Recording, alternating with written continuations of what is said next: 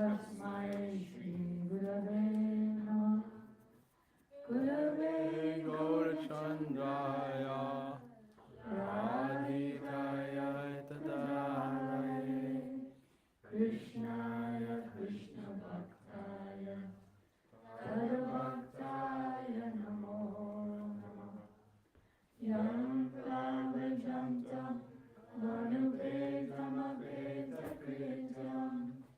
Varpayano Virahaka Taruvajuhava Ujjenti Tanmayataya Taruvodhanedus Tam Sarvabhuta Vidayam Munimanatosmi Bhaktya Vinina Aparadalakshay Shaktasya Kamani Tarangamadye Kripamayikam Sharanam Prabhadyam Vinde Namaste Charanarvindam Travaivasmi Travaivasmi Najivami Tambina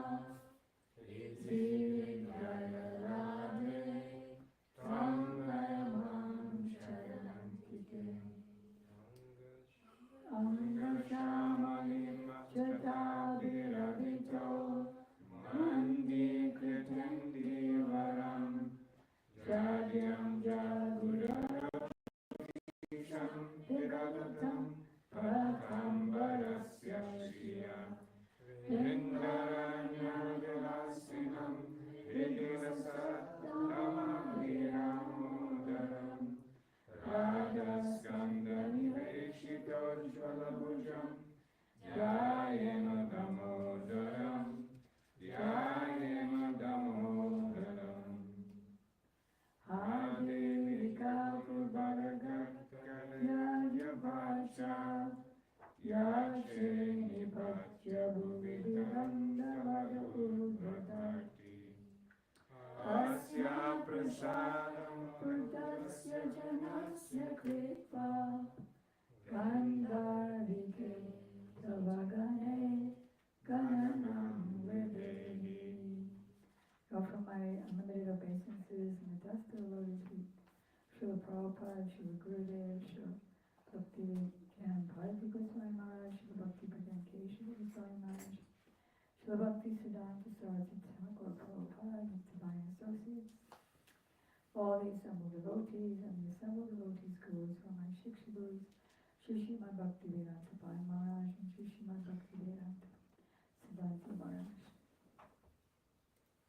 We're extremely fortunate that we're given the opportunity to delve into Sri Damodarastakam. And we are up to verse 2. But we may do 2 verses, and then we're also going to be hearing the glories of Sri Srimad Bhaktivichar Yayavara Maharaja, whose disappearance day is today.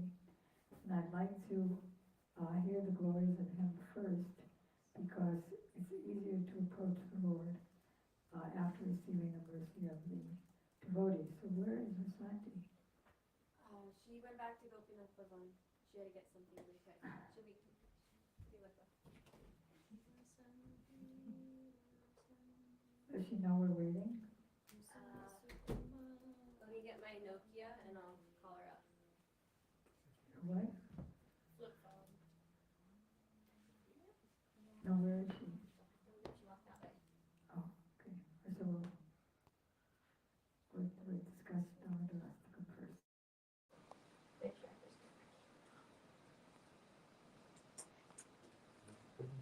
So yesterday we heard the glories of the form and beauty and majesty and opulence of Sri Krishna. Namam, beginning with Namami, which invokes auspiciousness, and there's 3 there's three purposes of opening with Namami, which is one is to invoke auspiciousness for the hearers. Number two is to express surrender. And three,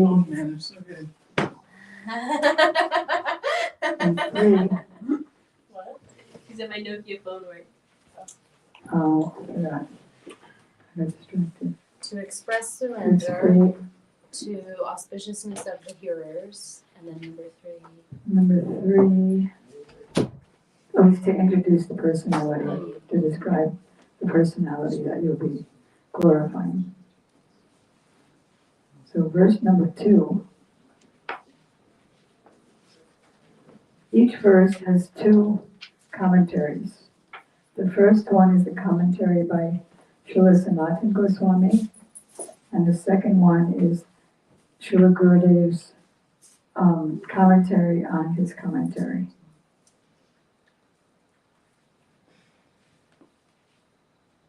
And even Srila Sanatana Goswami's commentary is a Bhav Anubhad. Bhav Anubhad. Anubhad means translation, but it's not an exact translation. It's a translation that's mixed with the bhav or mood of the translator. There's a merge of the two moods and a oneness of heart with the translator, and he's being translated. of Gurudev. So Gurudev and Srila Sanatana Goswami. And second is Gurudev's outright commentary on Srila Sanatana Goswami's commentary. Some things he says is the same, and some things are expansions of that. So we'll say the verse together. Rudam chamo netra yugam vijantam karam bhoja yugmena sasanka netram moko swastakam prachirekam prakanta stita garvadamo dharam bhaktivichar. So one thing that we have been realizing the importance of is to know the word for word meanings. And that's why it's here. It helps us to go deeper into the meaning.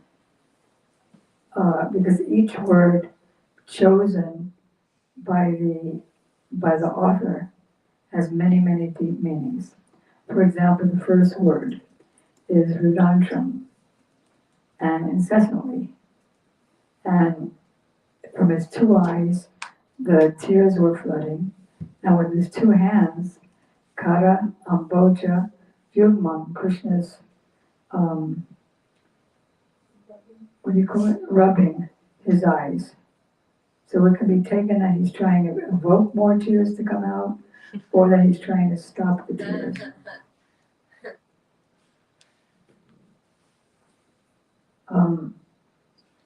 And on his neck there's a necklace, and his waist, Udra, is bound by the rope. He's not really bound by the rope, he's bound by the loving devotion. When he saw his mother sweating, the color of her skin changing, then he decided to be merciful and allow himself to be bound. Because it's not an intellectual thing, okay, I'll let myself be bound, but he's controlled by the love of his devotee. Like Krishna is Atmaram, which means what? Self-satisfied. What does self-satisfied mean? It means not needing anything outside of oneself. Outside of one's what? Atma. Because he's taking pleasure, Atmaram, he's ramaning or enjoying and playing in his own Atma. Therefore he has no interest outside. And then Krishna is also Aptakam, which means I have everything that I need. externally, so I don't need any more.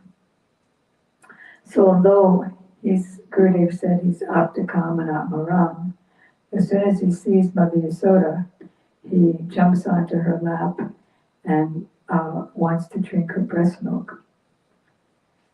But then, as soon as he sees his cowherd boys, he'll jump out of the house and go and play with his cowherd boys because he's more controlled by especially the Priyanam Sakhas.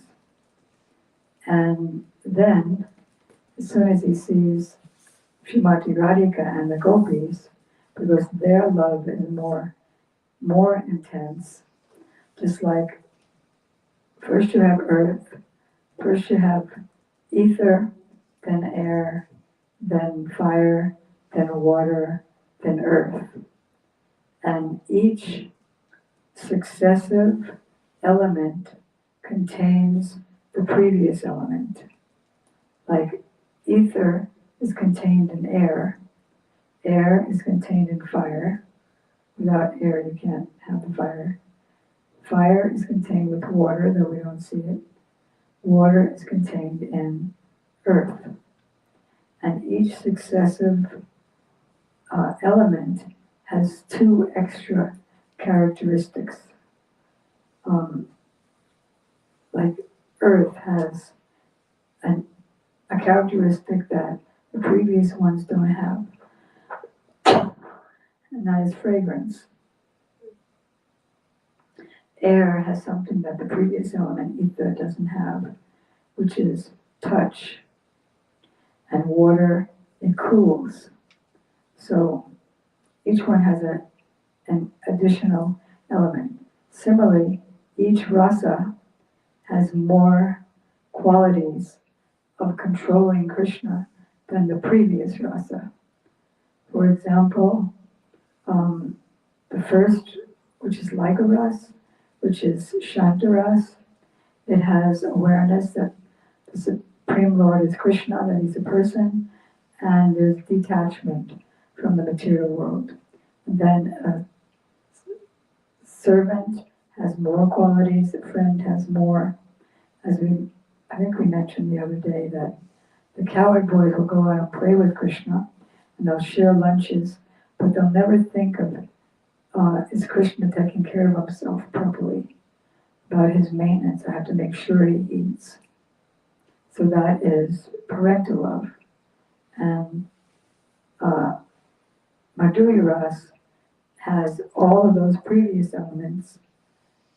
It has the elements of the cowherd boy too, because, for example, Radharani will challenge Krishna to a wrestling match. But whereas Sridham, he'll challenge Krishna to a wrestling match, and Krishna will be defeated. How you all know the pastime? His nose is up and Sridham's nose is down. But still they have to wrestle. But when Srimati Radhika challenges him to a wrestling match, all she has to do is tie her cloth around her waist and he faints and she won. So it's more controlling power.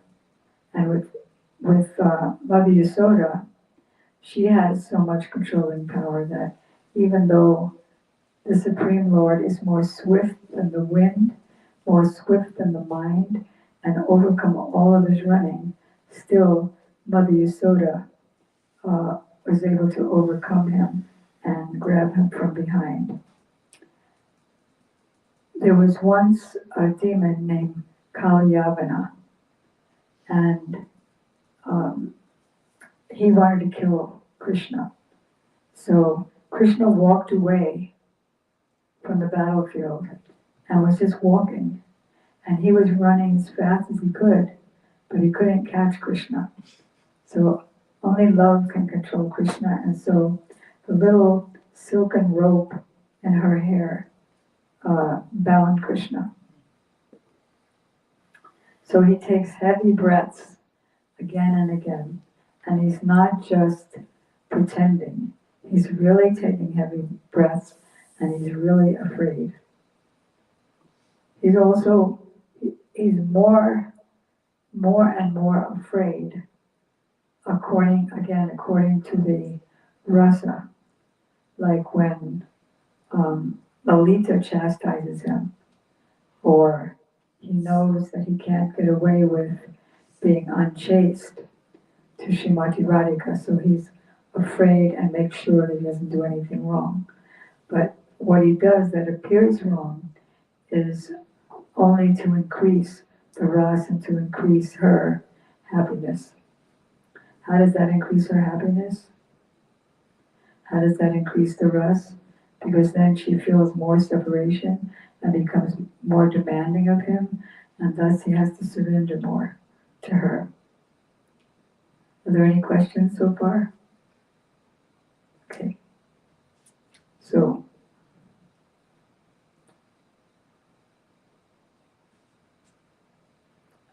the second verse is pretty short. It again tells the pastime that we discussed yesterday, and it gives the various verses of the Srimad Bhagavatam, which is chapter 9, I think, which tells like so many details.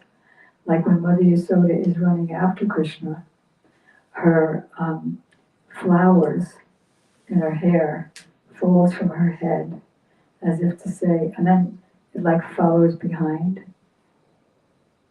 As she's dropping them, it follows behind, as if to say, don't worry, we're behind you, we've got you. You'll be able to do it.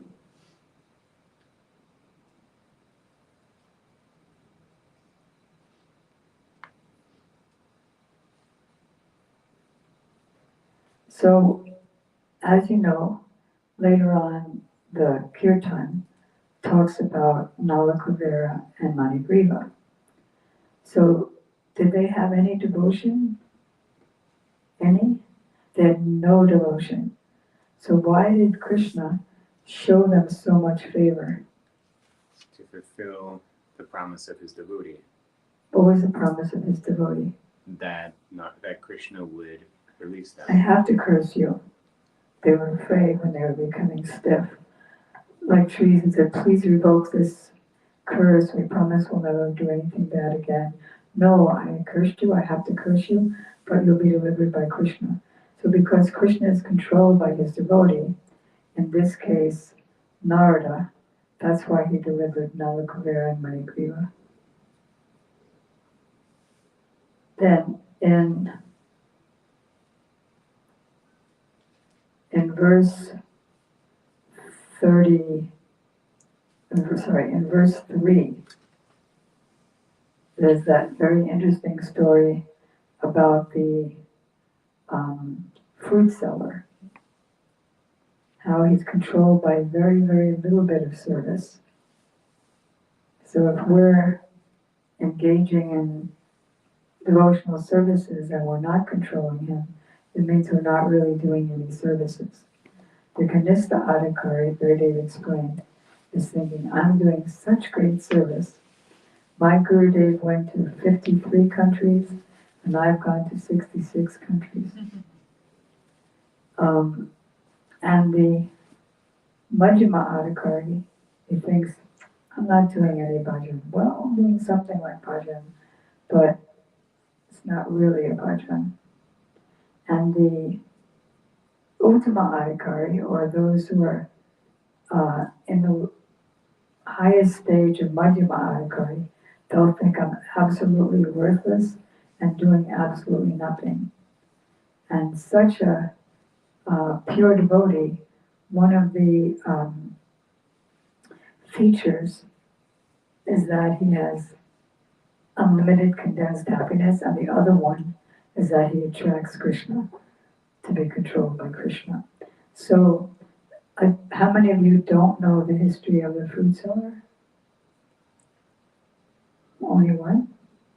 You know it? I think so. You want to say it? No, I can just say, well, there's a fruit seller, and she was selling fruit, and Krishna came to buy some fruit from her. It's missing two other things. Sorry, yeah. It's like starting with number 6. Okay. So there was a fruit seller, and she lived in Mathura, and there was a lot of trade going on between Mathura and Vrindavan. So when the Brajbasis would come to Mathura, they would naturally glorify little 2.5-year-old Krishna. How beautiful, how cute, how charming, enchanting. And so this fruit seller became attracted, and she decided, I want that Krishna's darshan. So she came to Vrindavan, and she was calling out, selling the fruits, which was what? Amlo, Palo, Kelalo. And then she became so immersed in trying to find Krishna that she started singing Damodar lo, lo means take fruits. Damodar lo, Madhava lo, Govinda lo. And she was so determined that Krishna heard her. Krishna only hears the kirtan that's a prem kirtan. And that's why we depend so much on Sri Guru, because we can't approach Krishna directly. He's not interested in hearing our prayers. What is that verse? Only one who's has embodies all You know 6. the Sanskrit? Shad Anga Sharanagati. Sharan, Shad Anga Sharanagati. Sharanagati, Hoy What is Vejahar, Dahar? Tahara Tahara Prarthana Sune, Srinanda Kumar. Nanda Kumar. He only hears the prayers of the surrendered devotee. So she had so much determination, Gurudev used the word do or die, that I'll not go back to my home until I get the darshan of Krishna. So Krishna heard that, and then number 6, he came and told her that he wants some fruit. And she was so charmed by him that she said, I'll give you fruit under 2 conditions. You have to come on my lap and call me mother. So Krishna looked here and there, make sure nobody was looking, because he's in a higher class and she was a low, like Sutra fruit seller. So making sure nobody was watching, he jumped on her lap, said mother, and jumped off. And then she was so enchanted by him that she, well, quote unquote, filled his palms, his little 2-year-old palms, with fruit. And so Krishna brought back the fruit to his mother, and even though his hands were so little, when she was taking the fruit to distribute it, it just kept coming, which was like there's one pastime that Srila Prabhupada tells of a boy in school, and the teacher says, we're going to have a very big ceremony, so everybody needs to bring something, some kind of food. And so this boy was very poor. So he went to his mother and he said, what can I bring? She said, we really have nothing. But if you ask your friend, Dina Bandhu, that's Krishna, the friend of the distressed, go find him and ask him, then he may give you something. So the boy was very sincerely calling out in his innocence, Dina Bandhu Bhai. And so Krishna appeared to him and said, what do you want? He said, I have this ceremony. So Krishna said, okay, take this yogurt as the donation to the big festival. It's a little thing of yogurt. So the boy went back, gave it to the teacher. You heard this before? And the teacher said, what? This little tiny thing of yogurt? The teacher threw it on the floor. And the yogurt spread everywhere. and then he noticed that it was still filled up. So did it again, it was still filled up. So then that shows that whatever Krishna gives is unlimited. So Krishna, when Krishna came to take the fruit, he's supposed to make some barter, some exchange. It wasn't an exchange of money.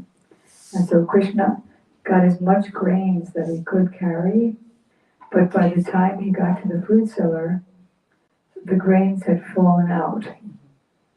And so there was just some like grains stuck in between his fingers. So he gave her the grains and she gave him the fruit.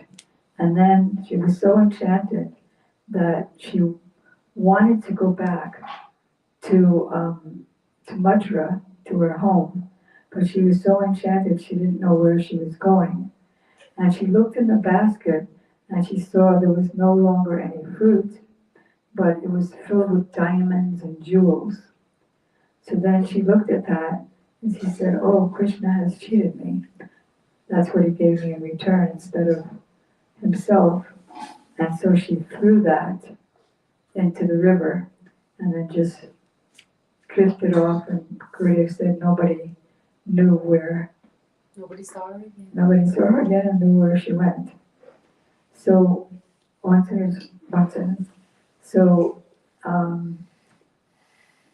Gurudev explained that if Krishna could give so much to Putana, who was a wicked witch, who actually flew on a broomstick, like you read about witches, and then she was a friend of an ally of Kamsa, and so in the service of Kamsa, she wanted to kill Krishna.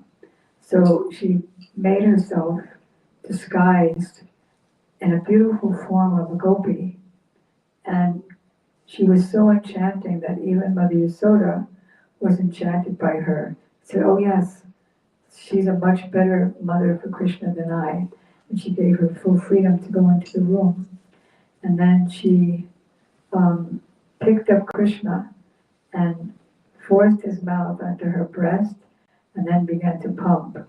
This is like the most poisonous poison there is. So Krishna sucked out the poison and sucked out her very life. And she was crying out in Prabhupada's words, leave me, child, leave me, leave me. But Krishna very effortlessly just hung on to her breasts. And then when she expanded into a 12-mile-long dead demon, they found him up on this mountainous body playing on her chest. So she, and even though she tried to kill him, he awarded her the benediction of a, what do you call that? Assistant, Substitute. substitute. Substitute nursemaid in Golok. And that was a demon. So Gurudev said, then what could he give the fruit seller who's sincerely in love with him? How could he repay her? And then what to speak of that? Mother Yasoda, how he could repay her. When we discussed yesterday how the milk was boiling over, he decided to jump into the fire. What is the use of my life? Mother Yasoda can feed him infinite milk. Did you know, by the way, that one drop, you have a good memory, Thanks. one drop of Mother Yasoda's breast milk became the milk ocean that Lord Vishnu lies in the milk ocean and is served by Lakshmi there. So yes, sorry. Going back to the fruit seller, I was wondering why the detail of him looking for no one to see, why is that detail there? Because if she has prem, then why is he thinking like that? Or thinking This like is Nara Lila, human-like pastimes. Right. So he's this, huh? Shy to jump on her lap and say mother when he doesn't know whether she's a low caste woman. He's a high class son of a king. I guess I understand that part, but I guess I just thought since she has praying, then, then. Well, he's doing that kind of Narva Leela, that she's this and I'm that, and he's shy and all the conglomerate. But, and another reason is that by that 1 second, the rest of the pastime was able to go on, and she didn't care that he just took a second. That was enough. Right. So when the milk was boiling over, and Mother Yasoda immediately wanted to engage the milk in the service of her son. So he's in the middle of enjoying being breastfed by her. And she just took him without any effort and put him down. And he was like a monkey. You heard about the monkey. The monkey has to hold on to the mother. So Krishna was like a monkey and was holding on to her with all of his might and holding on to her breast with all the might of his teeth. But still, in a second, she was able to put him down. And Putana, he effortlessly couldn't get off her breast. Leave me, child, leave me, leave me. So it shows that all the degrees of love and surrender and giving up oneself controls Krishna more and more. And we know that in that verse of, what is that? Radha Kripa Kataksha Stavaraj. What is the verse where she brings him under control? With her eyes. Oh, she like shoot the arrows of her eyes. Do you remember that verse? In Sanskrit? Oh yeah, you sing it every day. How does it start? Forgot just now. I think it's the 5th verse. Or it might be the 3rd verse. What? It's Mohan. Ananga Ranga Kusanga Bangura Sabedramam Sambramam Tiranta Vanapatana Nirantaram Rashikrita Pratiti Nanda Nandane Kadakare Siyam Kripa Kataksha Vajanam. So what is the meaning? O you who, on the stage of amorous sport, in the course of an auspicious discussion, express amazement by curving your eyebrows like bows, and then suddenly firing the arrows of your sidelong glances, piercing the son of Sri Nanda with amorous delusion, and bringing him under your perpetual control, when will you make me the recipient of your merciful sidelong glance? And then, maybe it's in another verse, it says that she gives him shelter when he becomes like that, so controlled, she's giving him shelter. When Krishna is ready to go out cow herding in the morning, after breakfast, and the whole village is there. The cows and the cowherd boys are ready to go out with him, but the whole rest of the village is there, just like, I can't bear that he's leaving the village. So, at that time, the young gopis are hiding themselves, and Srimati Radhika is up on a roof, and she's giving him a sidelong glance, not even a full glance, just a sidelong glance, and at first he doesn't see, but as soon as he looks up and catches that sidelong glance, then what happens? His pitamar becomes loose. His shawl falls from his shoulders, his flute falls from his hand, and his peacock feather falls off. Do you know that verse? Yeah, do you know the whole verse? Yeah, that's the verse.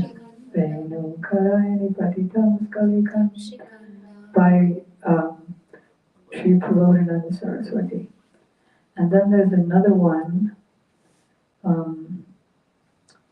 what was it? Oh, Yo Brahma Rudra Sukhanarda Bhishma Mukhyai Na Lakshita Sahasa Purusha Shatasya Vasikarana Chorna Mananta Shaktim Sri Radhikam Charanadeno Anusmarami. That is, Brahma, Shiva, Narada, Bhisma, and other great souls can barely get a glimpse, with great difficulty, of that supreme controller of controllers, Sri Krishna. But with a mere sidelong glance of Srimati Radhika, her sidelong glance has Ananta Shaktim, or unlimited power to completely control Krishna. That other one is verse 7 that you mentioned. Lala lula milan manogya mukta mohana shriteshi. Yeah. Steals his mind and then gives him shelter in that. And what's the whole verse? First line is Mrinala Vala Vallari Rangadora Tela Sagar Lakta Lola Lochana Lokane Vala Lama Lama Noga Mohana Shrite.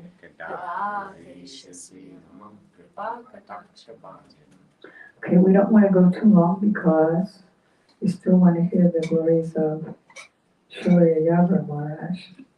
So we'll end here and I'll ask if there's any questions. Yes, sure. You were talking about Loud. you were talking about the elements and the aspects of those. Maybe there's some literature you could recommend. There is some literature. It's called Srimad Bhagavatam, 3rd canto. I like that stuff. The teachings, it's very amazingly scientific, real science. That's my. Is it? Okay, great. So it's the teachings of Lord Kapiladev to his mother Devavati, and the men can show you where it is. Got it. Okay. Thank you. You want to say something? Okay. And it's all happening by his glance.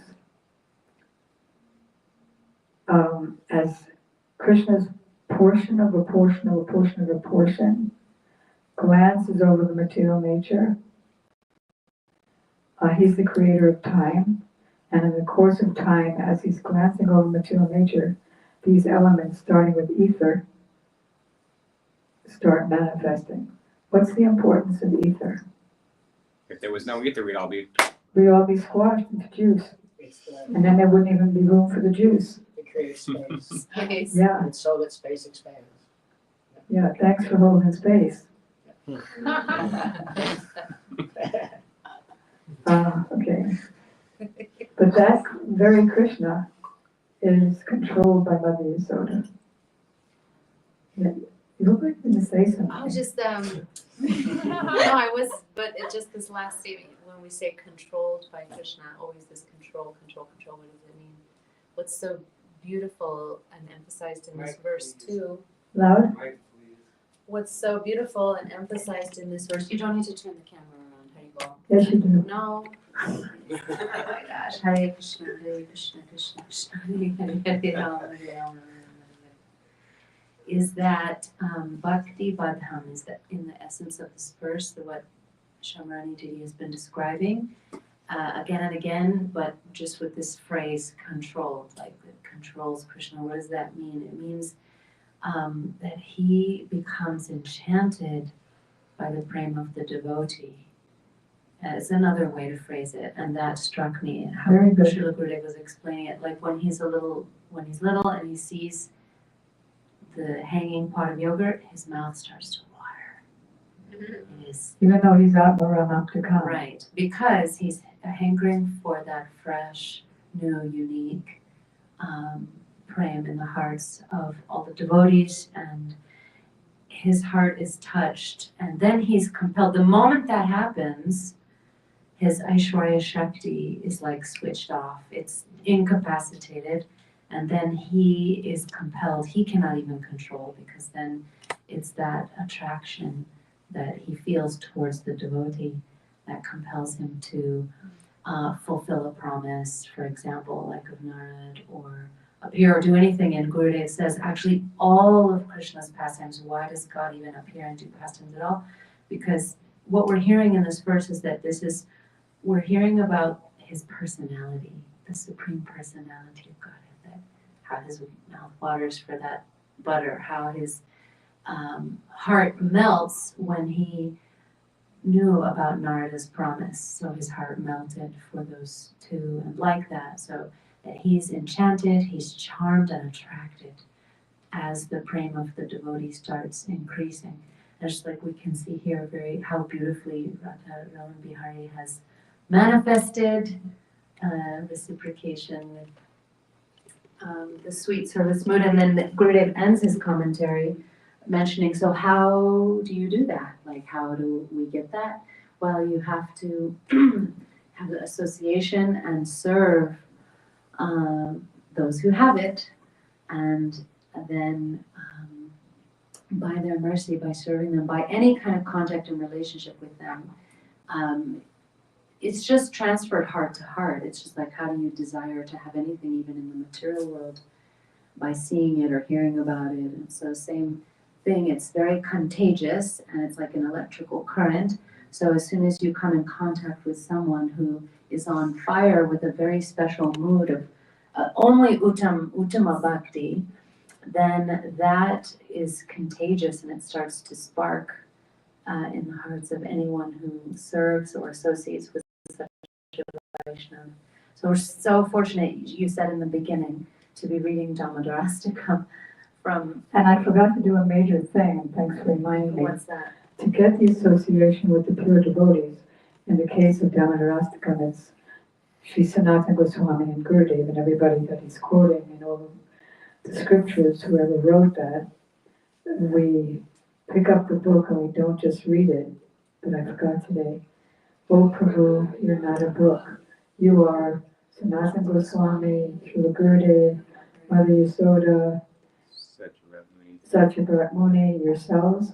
Please, all of you, shower your mercy on us so that we can realize what you're saying, and so that we can come out as Basi. Yeah, so we're so indebted to Srimati Shamarani Didi for giving us the association and the opportunity to hear. Well, you're facilitating this discussion tonight, and you're facilitating everything, how Thakurji has come. Thanks for holding space. Jai Shri Radhe. Jai Shri Radhe. So, the appearance day or disappearance? Today is the disappearance day of Sri Srimad Bhaktivichar Yayavara Goswami Maharaj. Very magical personality. Yayavara Goswami. Bhaktivichar Yayavara Goswami Maharaj. Hold up. My Gurudev said, Huh? my Gurudev Gurudev said that Krishna's Atma Ram because of Srimati Radhika. Right. Why? Because she fulfills all she is his. She is his Atma. Yeah.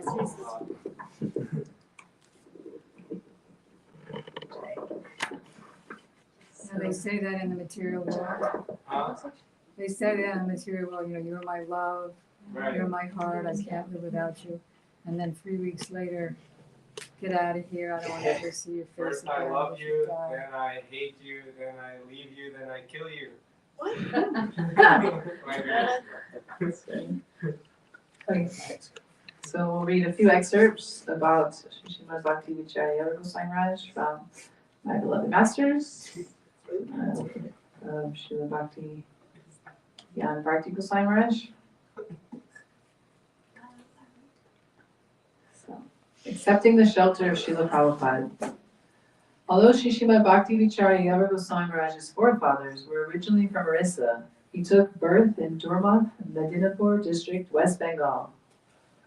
Srila Maharaj, then known as Sri Sarveshwara Panda, was still very young when he encountered Srimad Bhakti Prashun Bodhaya Goswami Maharaj, a disciple of Srila Prabhupada Bhaktisiddhanta Saraswati Thakur in Jagannath Puri. After hearing the teachings and glories of Srila Prabhupada through Srila Budayan Goswami Maharaj, Sri Sarveshwara Pandit took shelter at the lotus feet of Srila Prabhupada at Sri Purushottam Mat in Jagannath Puri and was given the name Sri Sarveshwara Brahmachari after receiving initiation. Once a famous and reputable astrologer read the palms of both Sri Sarveshwara Brahmachari and another renowned Brahmachari. At the end of the reading, the astrologer confidently told them, "Both of you will marry and enter household life. It is definitive. There's no way out of it." Although Sri Sarveshwara Brahmachari was quite young, Srila Prabhupada wanted to give him sannyas due to his expertise in kirtan and his vast knowledge of Gaudiya Vaishnava Siddhanta. But because of the astrologer's prediction, Sri Sarveshwara Brahmachari was reluctant to accept sannyas, fearing that the desire to marry may be latent within him. Sensing Sri Sarveshwara Brahmachari's reluctance, Srila Prabhupada said, "Sannyas means to completely surrender at the lotus feet of Sri Krishna. Why are you fearful of taking shelter of Abhayachara Narvinda, Sri Krishna, whose lotus feet bestow fearlessness?" Sri Sarveshwara Brahmachari received sannyas in 1936 and was the last sannyas disciple of Srila Prabhupada. He was given the name Srimad Bhaktivichar Yayavara Maharaja. The other brahmachari implicated in the astrologer's prediction eventually married, but Srila Yayavara Goswami Maharaj never did. Sometime much later, when the astrologer again met with Srila Yayavara Goswami Maharaj and looked at his palm, he said, "I do not know what to say. The lines of your hands have changed, and along with them, your destiny. I have heard from the Vaishnavas, Krishna Bhakti Jadi Hoy Balavan Nidira Kalamakati Kori Kanakan. If a devotee of Sri Krishna is very powerful, he can easily cut into pieces that which is written down as his destiny." Previously, I never had much faith in this statement, but now I see before me the evidence of its truthfulness.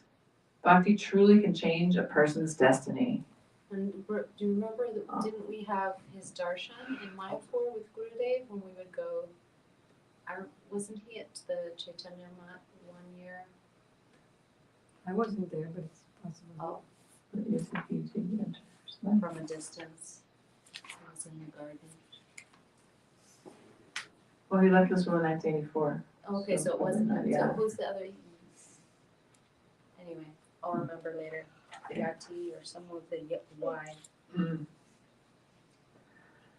Do not be quick to praise anyone. They may become puffed up and fall down. Srila Yayavara Goswami Maharaj was Duradarshi. He was able to very clearly see all future happenings. There is one pastime in this regard. In 1960, my Guru Maharaj, Shri Srimad Bhakti Dayat Madhav Goswami Maharaj, organized a festival at our Sri Chaitanya Gaudiya Mat in Vrindavan to celebrate the installation of Sri Gauranga Mahaprabhu and Shri Radha Govinda deities, to which he had invited almost all of his godbrothers, including Srila Yayavara Goswami Maharaj. Because it was such a large gathering, there was no single location large enough to provide both residence and prasad to all of the attending Vaishnavas. Various dharmashalas were thus booked, and the arrangements were made in such a way that the Vaishnavas would be able to honor prasad in their respective dwellings. During the festival, a very young devotee who had only recently accepted sannyas spoke Harikirtan. Being quite learned and scholarly, he delivered his lecture in fluent English and quoted many verses from the sastras. Everyone was impressed to hear such a well-presented lecture. The next day, while honoring prasad, Srimad Bhaktivichar Yayavara Goswami Maharaj, a sannyasi disciple of Srila Prabhupada began glorifying the young sannyasi who had spoken the previous day. Srila Yayavara Goswami Maharaj and Sripad Krishna Keshava Brahmachari were also present in the room. Because I was responsible for providing and serving them prasad, I too was there. Hearing this praise, Srila Yayavara Goswami Maharaj immediately interrupted Srila Rishikesh Goswami Maharaj by loudly saying, "There's no need to glorify this young sannyasi at this time." Although he surely spoke Harikirtan nicely, being a new devotee, who can say how much he realizes in his heart of what he spoke?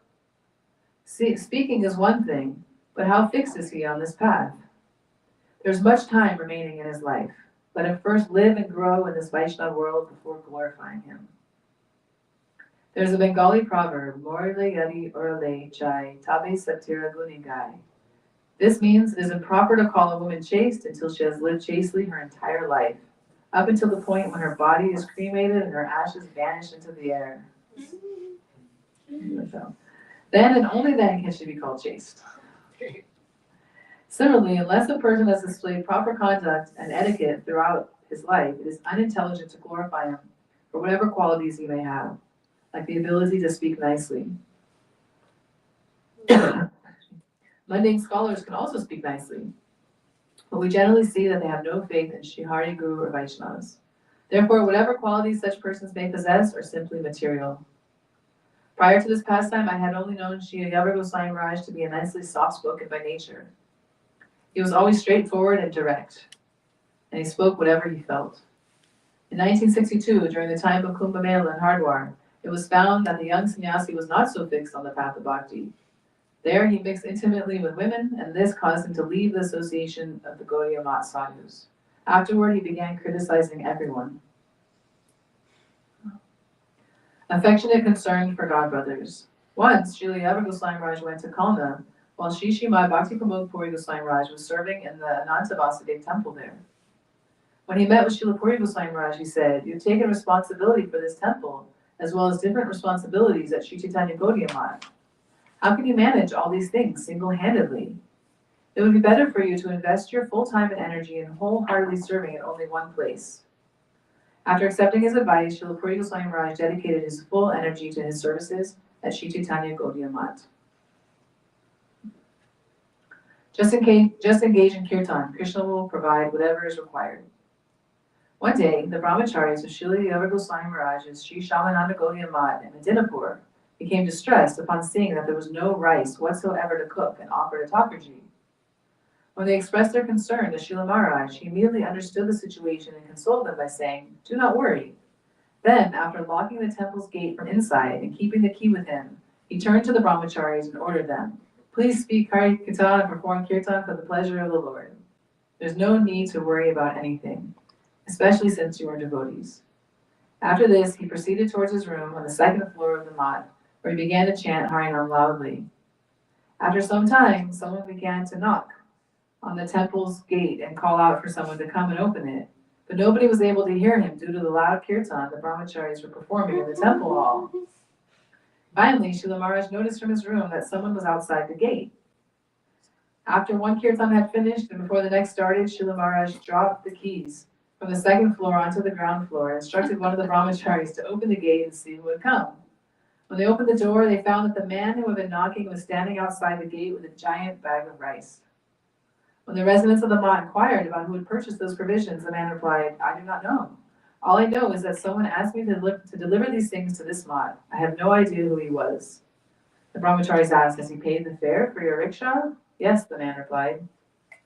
Because Srila Yayavara Goswami Maharaj was completely surrendered to the Lord, and seeing the pain Srila Maharaj was experienced upon being unable to offer bhoga, supplied whatever was needed for this service.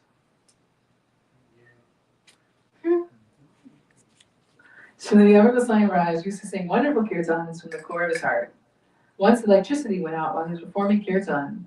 Being unsure of what to do, the devotees became restless. Srila Yayavara Goswami Maharaj, however, immediately reacted, telling them not to become disturbed. He then began singing, "Bhajo re mana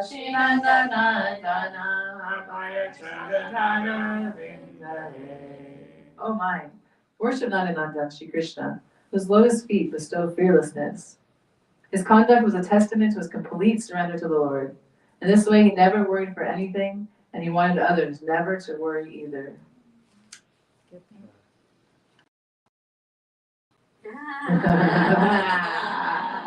That's right. No more shopping, Nishina. She's always worried that in 3 months we'll be kicked out of the building because we won't be able to pay our rent. Well, if we just don't shop anymore and we just lock the doors and do kirtan, Yeah. and then the people will come knocking on our door. Let's do it. Let's do a test. 3 days. 3-day test? Yeah. Okay. I'll also stop cooking. Slow. Who but Madhav? Every year, just after Gaura Purnima, many disciples of Srila Prabhupada would visit the mat of Srila Bhakti Rakshakshita Goswami Maharaj in Koladweep to meet together and honor prasad. One year on this occasion, my Guru Maharaj informed his godbrothers that there was an opportunity to purchase the appearance place of Srila Prabhupada in Jagannath Puri, and he suggested they purchase the land collectively. After discussing the matter amongst themselves, a few of his godbrothers pledged whatever money they could, but the total amount was almost insignificant in relation to the amount needed. Feeling perplexed about what to do, Guru Maharaj mentioned, "We will have to think of another way to collect the required funds."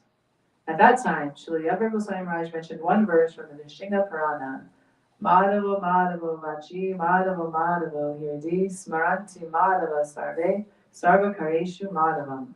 Madhav is in one's words. Madhava is in one's heart.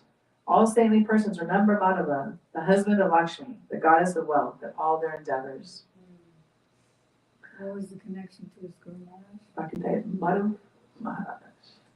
Although the name Madhava in this verse refers to Bhagavan Shri Krishna, Srila Yayavara Goswami Maharaj spoke the verse in reference to my Guru Maharaj, Shishimad Bhaktivichar Madhava Goswami Maharaj, and thus implied Madhava Maharaj is in the words and hearts of his godbrothers.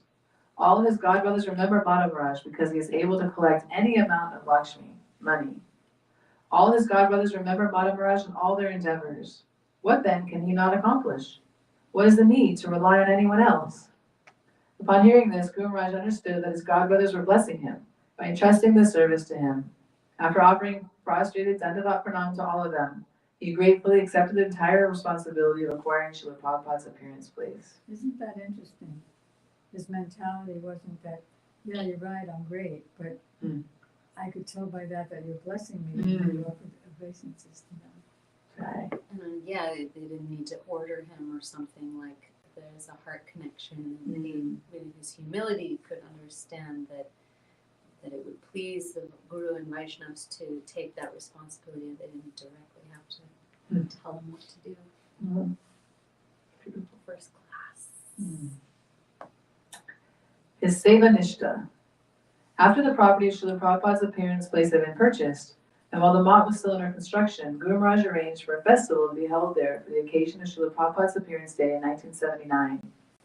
He sent out personal handwritten invitations to all of his godbrothers that read, "Please bless us by attending this festival." Those who were able to attend arrived on the day of the festival. Because there had been no reply from Srila Yayavara Goswami Maharaj, Guru Maharaj assumed that his invitation had been lost in the mail, and he immediately sent him a telegram. As soon as Srila Yayavara Goswami Maharaj received the telegram, he packed a bag and departed for Jagannath Puri to attend the festivities. Generally, when a guest arrives at his destination, the first thing he wants to know is where to keep his luggage, where he can bathe, and where he'll be staying. Srila Yayavara Goswami Maharaj, however, was not like this. When he arrived at the festival, the first thing he did was join the kirtan party. He considered, unless and until I do some service here in the mott, what right do I have to ask for a place to even keep my bags? Let me first perform service. Only then will it be proper for me to request a place to stay. Such was his service mode. And that service was kirtan. Try. It's purifying kirtan. Part of Srila Prabhupada's last instructions to his disciples was for them to collectively preach the message of Rupa Raghunath. Keeping this instruction in mind, my Guru Maharaj used to tell his godbrothers, somehow, by the will of Providence, we are forced to stay in separate places and create different organizations. But in order to fulfill the desires of Srila Prabhupada, we should all meet whenever possible. In this way, he would invite all his godbrothers each time he hosted functions in our mott, providing his godbrothers with an opportunity to speak about the glories and teachings of Srila Prabhupada. During one such festival, an invited dignitary judge named Durganath Vasu, who was also the Shabdapati chairman, rose from his seat and informed Guru Maharaj that he had to leave for another engagement. Thus, the assembly would conclude for the night. Guru Maharaj ordered me to assist the judge to his car and give him some prasad. After he offered pranam to Thakurji and the Vaishnavas present, we proceeded to walk together toward his car. In the meantime, Guru Maharaj had requested Srila Yayavara Goswami Maharaj to perform kirtan, as he did not receive the opportunity to speak due to a lack of time. Abiding by his request, Srila Yayavara Goswami Maharaj stood up and began performing a beautiful transcendental rendition of Kirtan Narada Muni Bhajayavina. By then, the judge was already seated in the car and ready to leave, but upon hearing Srila Maharaj's Kirtan, he became so mesmerized that he exited the car and returned to his seat in the assembly. After the Kirtan concluded, the judge requested Guru Maharaj, please bring the sannyasi to my house tomorrow. I have never before experienced the kind of bliss I felt upon hearing his Kirtan just now. It was such a heart-melting and purifying Kirtan that I want my entire family to experience this as well. I will send a car. You should all please come along with this Maharaj to my home for kirtan tomorrow. 2 more pages. The meaning of the word jiva. Once during assembly in Chaitanya Gaudiya Math in Calcutta, Srila Yayavara Goswami Maharaj spoke on one of the famous slogans of Vivekananda, Jive Prema Kore Jai Janas Se Janas Sevi Jai. One who has love for living entities actually serves the Supreme Lord. Srila Maharaj said, according to this statement, only humans, men and women, are to be classified as jivas, or living entities. Are not goats, chickens, fish, birds, and other animals also living entities? Do they not have eyes and ears? Will they not bleed when pricked? Do they not also eat, sleep, mate, and defend as humans do? Although they may reside in different places like the water or the forest, they are all living entities. Therefore, why do the followers of Vivekananda eat such living entities? Do they build hospitals and schools only for humans because they believe only humans are worthy of love? Chicken. In reality, all conscious beings are living entities or jivas. When a person's understanding of Bhagavan is complete, he easily realizes that all living entities are part and parcel of the Lord. Thus, he will naturally have love for all living entities and not just humans. After Srila Yayavara Goswami Maharaj finished his katha, one gentleman stood up and said, Vivekananda was different from you sadhus. He was extensively involved with improving the welfare of all people by building hospitals, schools, and by doing many other types of charity work. But we do not see the sadhus of the Gaudiya Math performing such charitable acts. Srila Yayavara Goswami Maharaj then asked the chairman, a university professor named Srinarayan Goswami, if he could be allotted more time to respond to the gentleman's comment. However, Srinarayan Goswami said, it is better that I, being a neutral party, comment on his statement. Addressing the gentleman, he said, when you use the word jiva in this slogan, to whom does it refer? For Bengalis, the word jiva also refers to the tongue. Does it mean that you are serving Bhagavan by serving the tongue and giving whatever it desires? All living entities are called jivas, not only humans. Why then do the followers of Vivekananda eat eggs, meat, and fish, if they are supposed to love all jivas? If Vivekananda's followers accept that the word jiva only refers to humans, then what is the need for prisons? Should we not close all the prisons and serve all the prisoners whatever they desire, like alcohol, drugs, and so on? Is that really jiva seva? Will this be the equivalent to serving Bhagavan? I hope Vivekananda is not implying that we should serve such people. We have no control over their senses or their desires to harm other living entities. Long before Vivekananda was even born, Sri Chaitanya Mahaprabhu gave the perfect conclusion to the sastras. Jiva Doi Krishnanam Sarva Dharma Sar. The essence of all religious principles is to show compassion to living entities and chant Krishna Nam. When the gentleman who objected to Srila Yayavara Goswami Maharaj's katha heard Sri Narayan Goswami's explanation, he apologized, admitting he did not understand the deep meanings of the scriptures and that he was attracted to Vivekananda's popular slogans without understanding whether or not they were in line with scripture.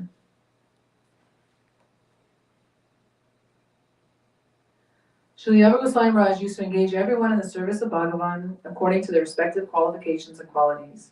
If a sannyasi or brahmachari were to come to the mat, he would tell him to speak Harikatha. This included me. However, because he was extremely senior to us, we were embarrassed to speak in front of him. Detecting our shyness, he would say, do not worry, I will not be present, and then depart for his room upstairs. Later, he would tell us that he had heard everything we had spoken.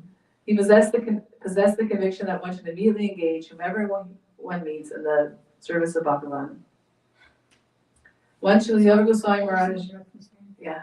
So you all meet so many people, especially at the two public programs here. So if you like, you can ask them what they do and then immediately see how they can be engaged. Okay. We will do that. Last paragraph. Once Srila Yayavara Goswami Maharaj spoke about me in an assembly saying, this devotee does not possess jealousy, enviousness, or a hostile mood towards anyone.